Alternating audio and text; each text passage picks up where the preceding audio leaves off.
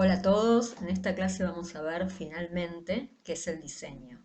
Después de analizar lo que es el arte o lo que fueron los conceptos de arte a lo largo de los siglos, ahora vamos a ver de qué se trata o cómo se le dio el nombre a esta disciplina o cuándo también. Para buscar una definición actual, contemporánea de lo que es el diseño, porque obviamente las definiciones fueron cambiando, no tanto como las del arte, me fui a lo que es el Consejo Internacional del Diseño, que en un tiempo se llamaba ICOGRADA, ahora se llama ICODE. Acá les dejo la página web, desde el video no la van a poder cliquear, pero después se las dejo en la plataforma. Y acá lo que primero vamos a ver, lo que primero aparece después de la palabra diseño es la palabra comunicación. Y bueno, básicamente es una actividad intelectual, técnica y creativa referida no simplemente a la producción de imágenes. Nosotros no hacemos solamente imágenes ni formas, sino al análisis, la organización y métodos de presentación de soluciones visuales a problemas de comunicación. Se dice que los diseñadores solucionamos problemas de comunicación. Diseñador de la comunicación es alguien que tiene la sensibilidad, la habilidad y la experiencia y el entrenamiento profesionalmente para crear diseños o imágenes para la producción por cualquier medio de la comunicación visual. Y quien pueda estar interesado en el diseño gráfico, ilustración, tipografía, caligrafía, packaging, diseño de libros, diseño editorial, publicidad, difusión, diseño interactivo, todo lo que es audiovisual, tiene muchísimas ramas, pero todo lo engloba la comunicación visual. Esta definición es la más actual que conseguí, que ya tiene unos años, pero digamos que abarca las ramas tan amplias de la carrera que como la conocemos. De todas formas, les traigo esto también porque me gusta graficar justamente con imágenes. Acá tenemos dos imágenes felicitando por el Día del Diseñador, que es el 24 de octubre en nuestro país, porque se recibió la primera diseñadora en la Universidad de Cuyo hace unos 50 y pico de años, en los años 60. Por eso es el Día del Diseñador. Pero como ustedes ven, las imágenes están como muy alejadas de lo que nosotros podemos considerar el arte. ¿Sí? En diseño lo primero que aparece en primer plano es o una computadora, ni siquiera aparece la imagen de un diseñador, aparece la computadora con el programa, con un Photoshop abierto, y en la otra aparece una mano, pero con un resaltador, nada, nada demasiado artístico, si se quiere, y un teléfono, un iPhone. Entonces, bueno, actualmente la imagen que se da es, como era en mi época, estudio diseño porque me gusta dibujar, que tampoco era así, es un poco esto de, bueno, me gusta el diseño porque me gusta lo digital, y si bien tiene mucho de digital, porque es la herramienta que nosotros usamos, esto no quiere decir que la actividad sea plenamente saber usar la computadora, ¿sí? Y acá tenemos una definición que explica un poquito esto de la tecnología. El diseño siempre estuvo sujeto a distintas tecnologías a lo largo de la historia y ahora es el turno de la digital. Esta es la definición lisa y llanamente de Wikipedia. El diseño gráfico es una profesión y disciplina académica cuya actividad consiste en proyectar comunicaciones visuales. Acá vemos de nuevo el tema comunicacional destinadas a transmitir mensajes específicos a grupos sociales. Es decir, actualmente hay mucha segmentación en cuanto a los targets o a quién va apuntada esa comunicación, con objetivos determinados. Puede ser vender, puede ser informar, pueden ser muchos objetivos. Esta actividad ayuda a optimizar las comunicaciones gráficas. También se conoce con el nombre de diseño en comunicación visual, diseño de comunicación visual o diseño visual, pero la carrera es Tecnicatura en Diseño Gráfico, la que tenemos en la EMBA. Dado el crecimiento veloz y masivo en el intercambio de información, la demanda de diseñadores experimentados es mayor que nunca, particularmente a causa del desarrollo de estas nuevas tecnologías. En una era donde todo está digitalizado y también todo nos entra por los ojos, estamos bombardeados constantemente de imágenes, necesitamos de los diseñadores justamente para poder ordenar esas comunicaciones visuales o esos problemas de comunicación. Bueno, vamos a empezar por las definiciones de la disciplina eh, por medio de los propios diseñadores. Estas definiciones no son tan actuales como la que pude encontrar en ICODE o la de Wikipedia, realmente. Estas son ya definiciones que son del siglo XX y son del siglo pasado, si se quiere. Que es cuando la profesión empieza a llamarse como diseño. Después veremos si había diseño antes de que la profesión se denomine así o no. Y acá tenemos la de Peter Nibbon, que es un diseñador inglés, que también es ilustrador, teórico, escritor, era. La tarea del diseñador gráfico es la de satisfacer las necesidades de comunicación visual de toda clase. De nuevo, remarcado, comunicación en todo sector de la sociedad, desde pequeños elementos hasta complejos sistemas de comunicación. La forma dada a los mensajes determina si el mensaje funciona o no.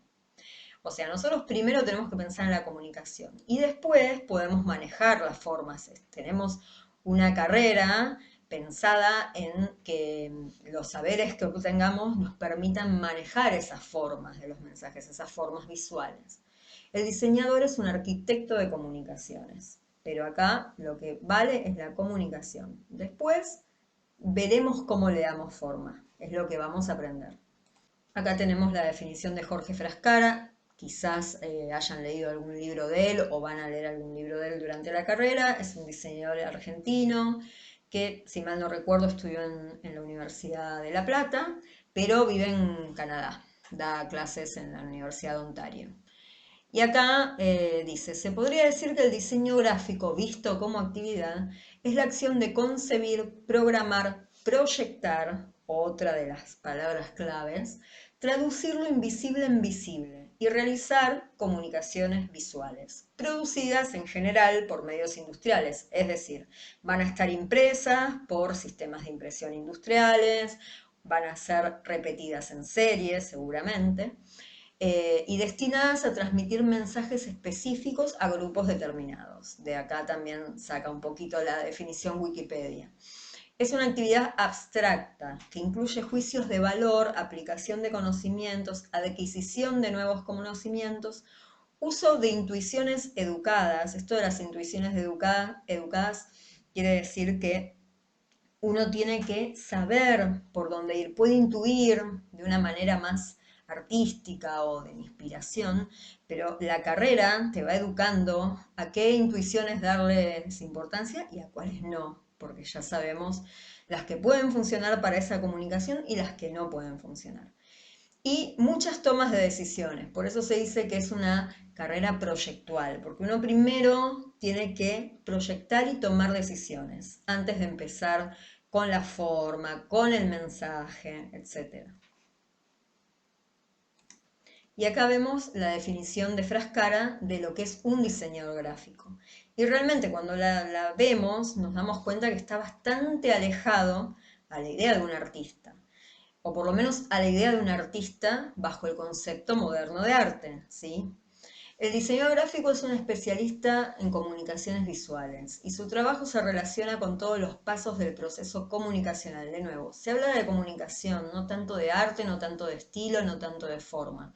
Y acá dice, su propósito no es el de crear formas, sino el de crear comunicaciones. Es por este motivo que si bien el término diseñador gráfico es la denominación más aceptada para la profesión, el título más apropiado y descriptivo es diseñador en comunicación visual.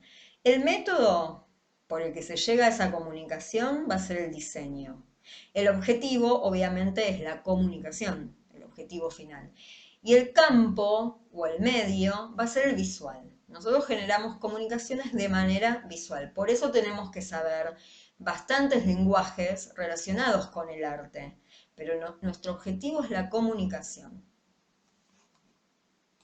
Acá vemos la definición de Paul Rand, que es un diseñador gráfico estadounidense, era un diseñador gráfico de la década del 30, cuando la descripción de la disciplina recién había comenzado, la primera vez que se habla de diseño gráfico es en el año 1922, entonces era muy reciente. Pero ya se hablaba de esto, de que un diseñador gráfico es alguien que crea ideas, manipula palabras y o imágenes y generalmente resuelve problemas de comunicación visual. Y con esta definición de Raúl Beruccia, que es un diseñador gráfico argentino también de la UBA, quiero cerrar el tema de las definiciones porque como se dan cuenta son todas muy similares. Pero esta me gusta en particular porque tiene un link con el tema que vamos a ver ahora, que es cómo se fue dando el diseño a lo largo de la historia. Y acá dice una palabra clave que es el oficio. El diseño es el nombre de un oficio o especialidad cuyo fin consiste en definir, antes de su elaboración, las características finales de un producto. Es decir, tenemos que proyectar cómo va a ser ese producto o cómo va a ser esa pieza de diseño gráfico. Acá habla más del diseño en general, porque como saben hay muchas ramas dentro del diseño gráfico, como las que nombramos antes, y también muchas ramas dentro del diseño, diseño de modas, diseño industrial, diseño audiovisual, ¿sí? Entonces, diseñar es un proceso cuyo objetivo es definir las características finales de un producto anticipadamente a su producción. Todo lo que es anticipado es proyectar. Este proceso implica proyectar cómo será lo que les han encargado, qué aspecto tendrá, de qué material estará hecho, cómo se producirá, cuánto costará, etc. Entonces me interesa rescatar de esta definición obviamente varias cosas, pero fundamentalmente la palabra oficio, porque nosotros ahora vamos a ver algunos hitos en la historia, ¿sí? En la parte, sobre todo de la historia que nos toca ver en esta materia, donde el diseño ya existía. Lo que pasa es que no era llamado diseño gráfico, era un oficio, el oficio de los imprenteros, cuando comienza la imprenta, el oficio de los cartelistas, cuando después evoluciona, digamos, el capitalismo, después de la revolución industrial y surge la publicidad. Entonces el diseño siempre estuvo en todo eso, pero no era llamado como tal. Nosotros ahora vamos a empezar a ver el recorrido histórico del diseño, cómo se fue dando o cómo se fue gestando y en qué momento de la historia para luego llegar a ser una disciplina separada del arte, separada de la artesanía, ¿sí? Pero lo vamos a ver dentro del concepto moderno, ¿sí? Después quiero que veamos, que lo vamos a ver en el otro video y tiene que ver con la actividad que les voy a pedir, que está explicada en el otro video, qué pasaba antes de esta Edad Media, que es esa etapa de transición donde se empieza a gestar el diseño como profesión. Antes, en la antigüedad o mismo durante la Edad Media, como ya les dije, no todas las cosas suceden tan lineal, si existían piezas de diseño como las conocemos hoy, si los mismos artistas tenían que usar criterios de comunicación, por ejemplo, o de función, que es algo que define el diseño. Pero bueno, ahora vamos a empezar a ver el concepto moderno y una serie de hechos afortunados, en este caso, que contribuyeron a que se gestara la profesión como tal.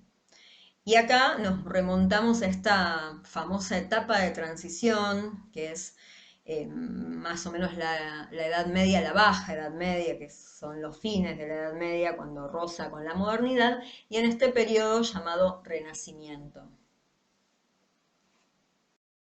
¿Y qué pasa durante el Renacimiento? Bueno, llega la imprenta a Europa. Como ya les dije, y después lo vamos a ver en profundidad, estos chicos tengan en cuenta que es un pantallazo. Después vamos a ver bien de qué se trataba la imprenta, de dónde viene. Ya les comenté algo de que se había inventado en China, pero en China no funcionó tan bien como la mejora que le hizo Johannes Gutenberg en Europa alrededor de 1450. Por eso se dice que es el inventor de la imprenta, pero en realidad la mejoró.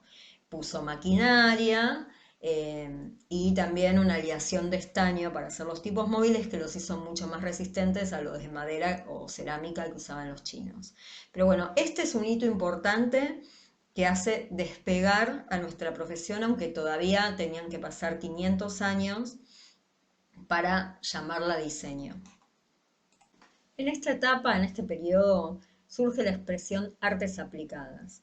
Sus primeras menciones modernas al diseño se lo hermana, al diseño como lo conocemos prácticamente hoy, se lo hermana con la artesanía, al llamarlo artes aplicadas. ¿Por qué surge esto? Recuerden que estamos parados en el periodo de transición, ¿sí? Baja Edad Media, o sea, fines de la Edad Media, principios de la modernidad y el Renacimiento. ¿Qué pasaba en este periodo? Que lo vimos la clase pasada.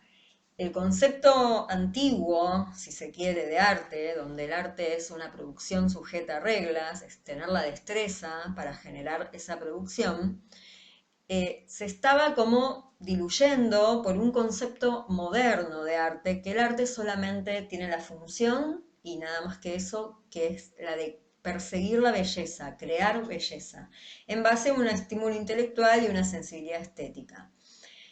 Ahora bien, entre medio queda el Renacimiento, donde quería todavía pegar un poco a las artes o su arte a las ciencias, ¿sí? A estas artes liberales que veíamos en la clasificación, que tenían como muchísimo prestigio social.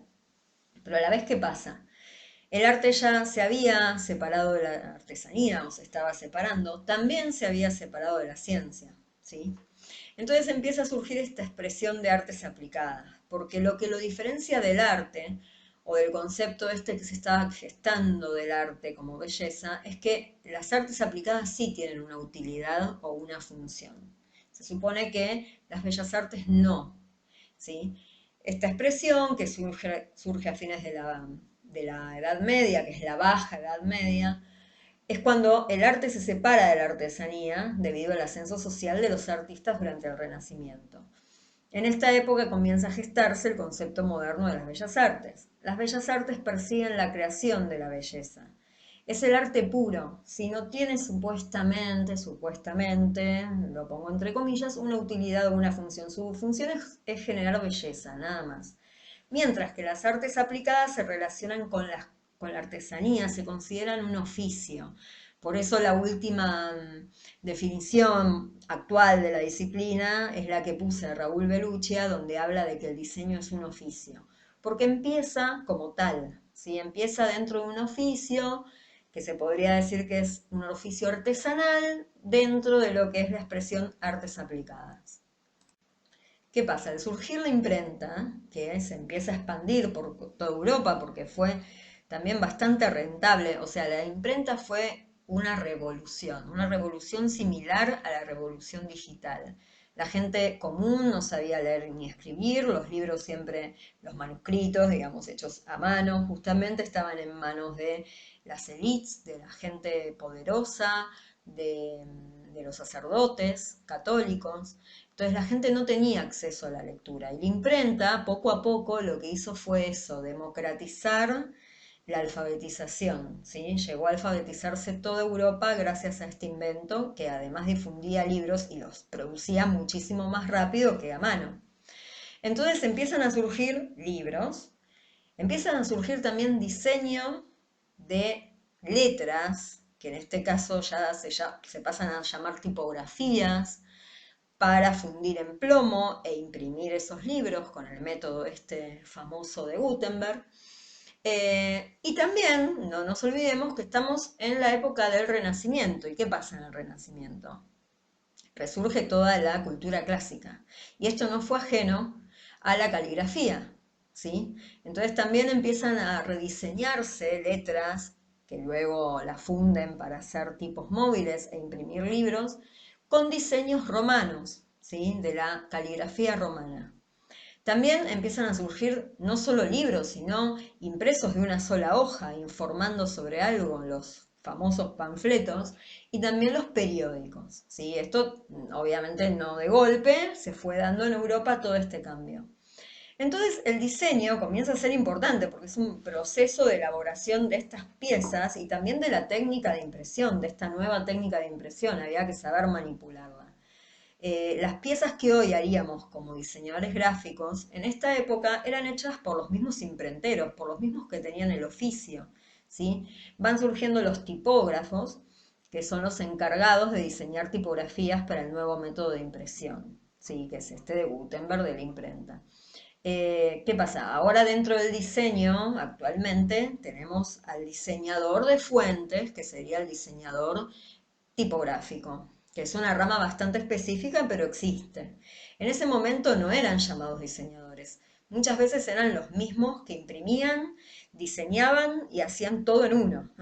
O sea, fundían los tipos en metal, después armaban las líneas, después lo imprimían. Muchas veces hacían todos lo mismo.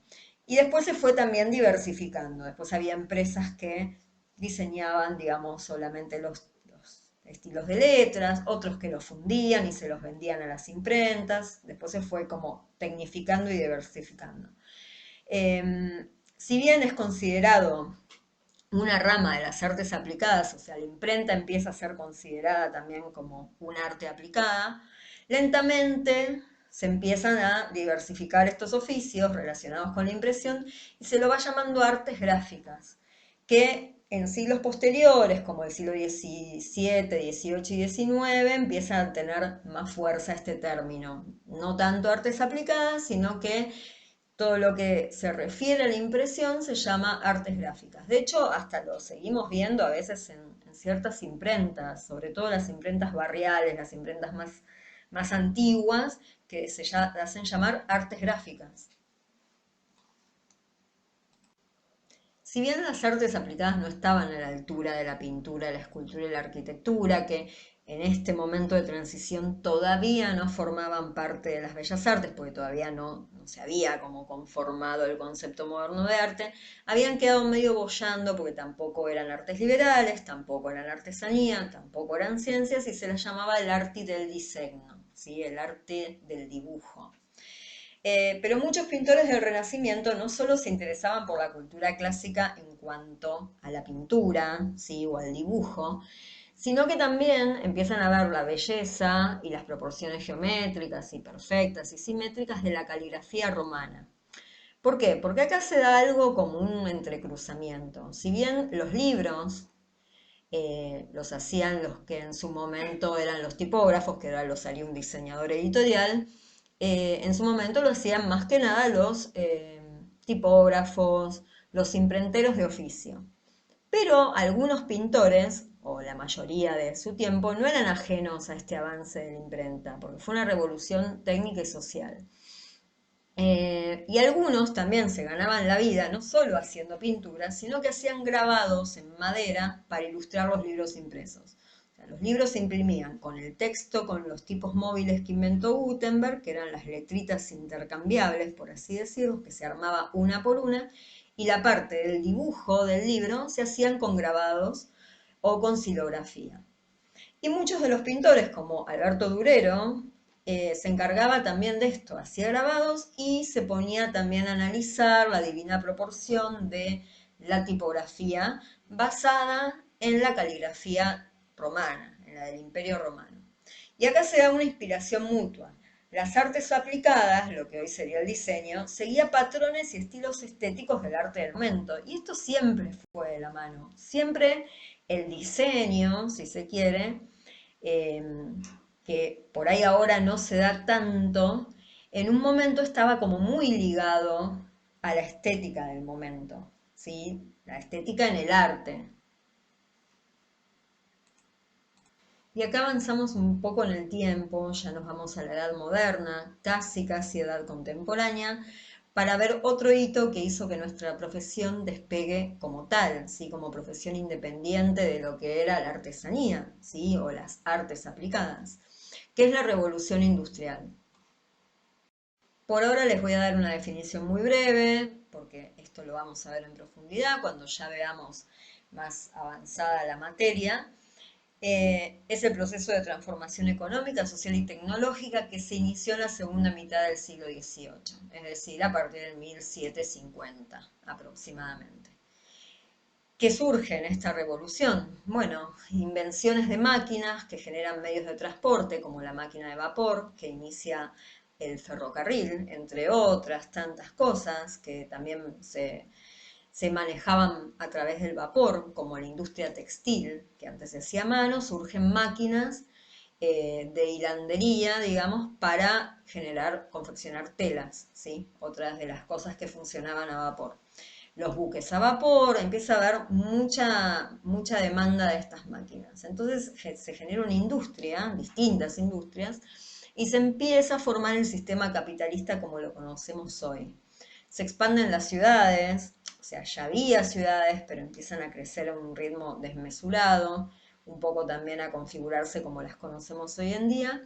Y también surge el comercio de productos hechos de manera industrial, es decir, manufacturados. Los productos ya no se hacen de manera tan artesanal, se hacen en fábricas.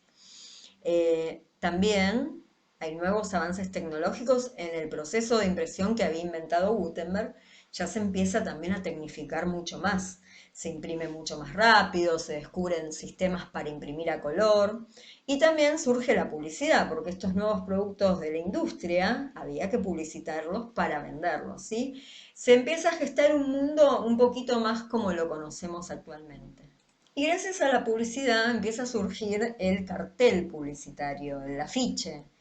No es que antes no había carteles o anuncios o señalizaciones, las había. Pero bueno, acá se empieza a dar como el boom de los anuncios de estos productos que se empiezan a comercializar de manera industrial, ¿sí? Y acá lo que pasa es que las artes gráficas se empiezan a relacionar mucho con esto del cartelismo, ¿sí? Las piezas de diseño, como un afiche que actualmente haría un diseñador, por ejemplo, los afiches publicitarios, los carteles de señalizaciones, con esto del avance de las ciudades y de los medios de transporte, había que empezar a señalizar todavía más las ciudades y hacer carteles realmente visibles entre todo el universo de carteles que había. Las ciudades estaban bastante llenas de estas piezas de diseño, como puede pasar ahora. También había envases de productos y muchas veces los que lo hacían eran artistas plásticos, educados ya en el concepto de bellas artes. Acá ya estamos en la era moderna, ya se había escrito el libro de Charles Batu, Las bellas artes reducidas a un mismo principio. Ya estaba aceptado prácticamente el concepto de bellas artes, pero muchos pintores, y acá tenemos un caso, también se ganaban la vida como dibujantes publicitarios. De hecho, existió en un momento la carrera, todavía ya en el siglo XX, de dibujo publicitario, ¿sí? Cuando todavía no se usaba tanto la fotografía. Entonces, acá podemos ver a Alphonse Mucha, que es un representante del movimiento Art Nouveau, que lo vamos a ver a fin de año, porque es fines del siglo XIX, principios del XX, seguramente lo vean también el año que viene. Que fue un estilo muy aceptado en toda Europa, fue el primer estilo internacional que trascendió las fronteras de un solo país de Europa, como por ahí se daba antes. Y entonces, él también era pintor, porque obviamente había sido educado como artista, no había sido educado como diseñador como nos puede pasar ahora a nosotros. Y acá vemos las diferencias de modos de representación que se da entre el cuadro de la derecha, que es una pintura, y el cartel publicitario de los cigarrillos Job, ¿sí? De fines del siglo XIX. Acá vemos distintos lenguajes. Ya es como que el diseño, gracias a estos pintores que también oficiaron de diseñadores, va teniendo un lenguaje propio. Ustedes verán que en la imagen de la izquierda los colores son plenos, planos, digamos, que es una característica igual del estilo Art Nouveau. Pero tiene una línea gruesa también negra que destaca la figura. No hay luces y sombras demasiado marcadas. Es algo que se tiene que leer rápido. ¿Por qué? Porque es una publicidad y es un cartel. Se tiene que distinguir entre el resto de los carteles de los otros productos que se venden, como pasa ahora, y tratar de que la gente compre esos cigarrillos. Entonces la imagen es como mucho más limpia, ¿sí? Y además está el logotipo de la marca, eso ni hablar. En cambio, en la pintura, él se da la libertad ya de usar luces y sombras, la imagen, si bien es una imagen definida, no lo es tanto como la otra, no tiene esa línea de contorno, hay claroscuro, es totalmente, un lenguaje totalmente distinto. el que usa para la publicidad o para el diseño de esa publicidad, o bueno, la ilustración, él no lo habrá llamado diseño en su momento, y para pintar. Es totalmente distinto el lenguaje. Acá tenemos otro ejemplo de un artista muy conocido que es Henri de Toulouse-Lautrec, también fines del siglo XIX, principios del XX, ya pasados un poco la primera parte del siglo XX, la época de la Belle Époque, después eso lo van a ver también en Historia 2. Y acá vemos lo mismo, a la izquierda un cartel publicitario de Moulin Rouge, ¿sí? Donde él era asiduo visitante del cabaret, y a la derecha un cuadro, una pintura, ¿sí? De un estilo que podría ser postimpresionista. Y vemos lo mismo en el cartel publicitario y una abstracción de la imagen.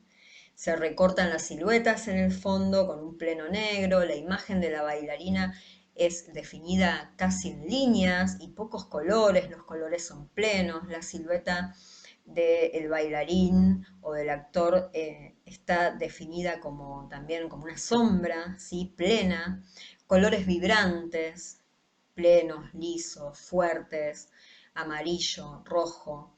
No hay luces y sombras, prácticamente puede verse como un leve degradado, si se quiere. Tipografía, que obviamente en una pintura no hay, ¿sí? Acá se anuncia algo.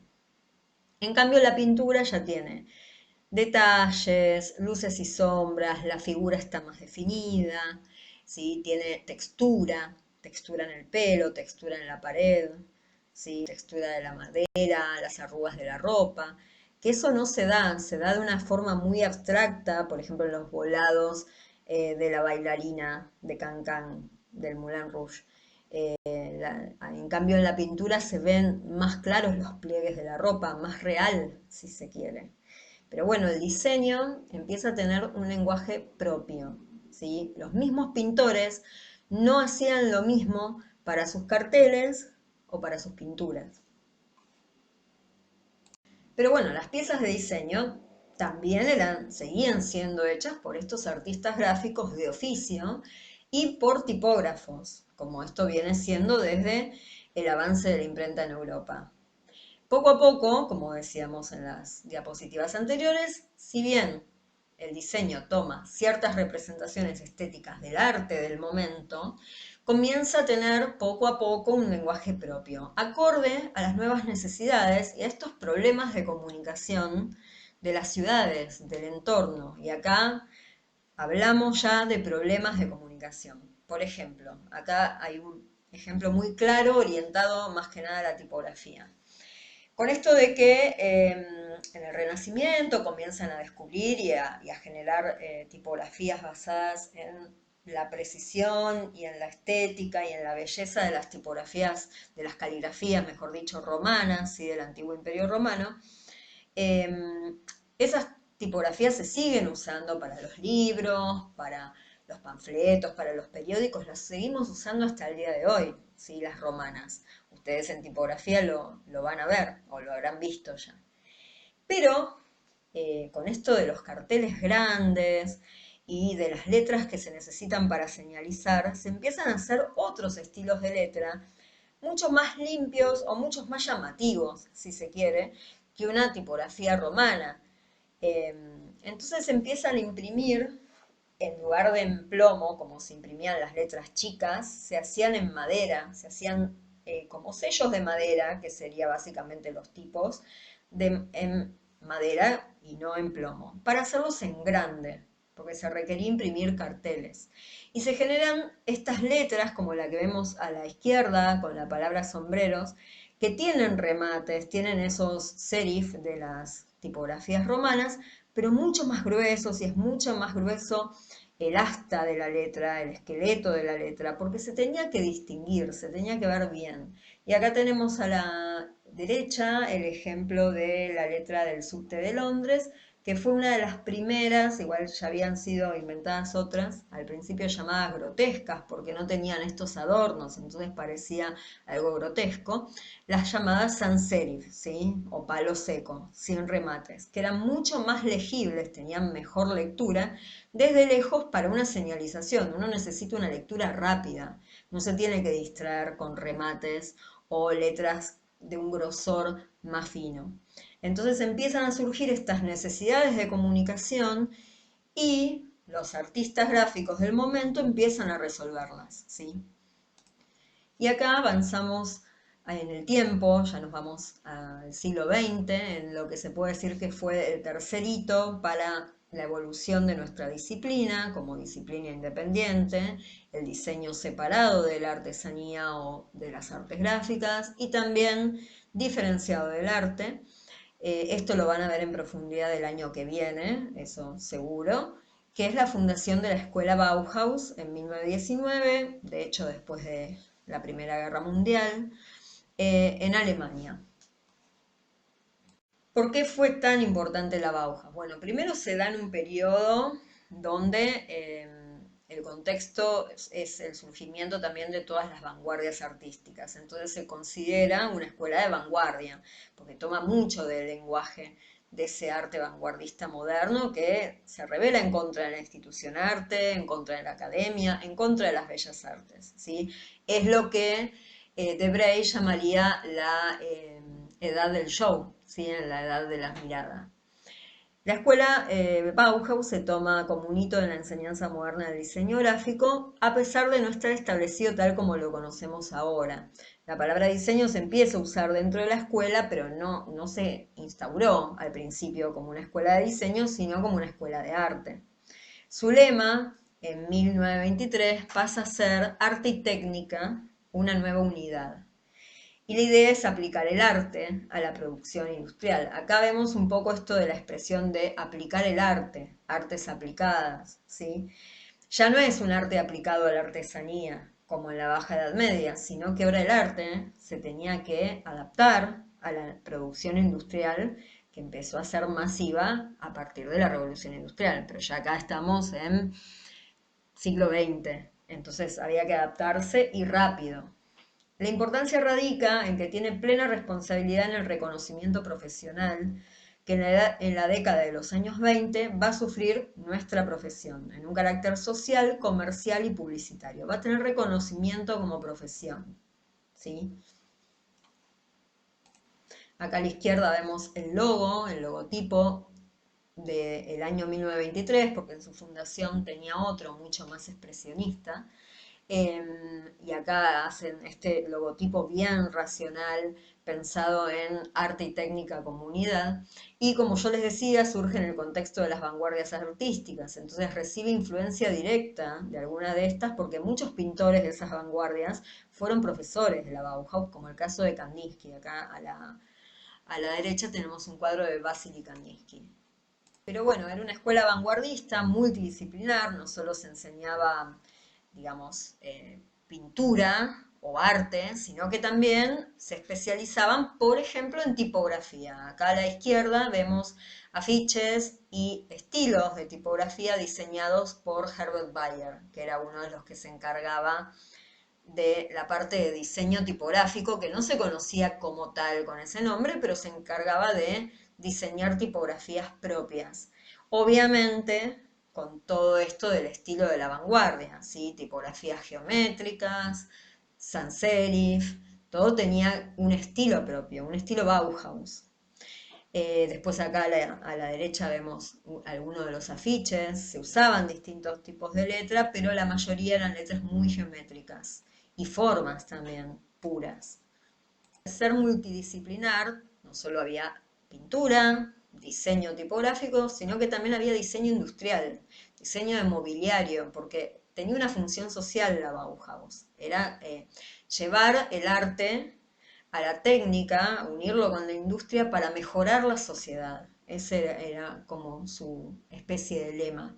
Y acá vemos un montón de objetos bueno, la silla, las mesas o los banquitos estos que se van apilando, va metiéndose uno adentro del otro, esta especie de tetera, que hasta el día de hoy ya lo tenemos como mucho más incorporado, pero hasta el día de hoy nos parece súper vanguardista y súper útil. Acá es donde se le da mucha importancia al diseño con esto de que lo despega del arte en base a la función.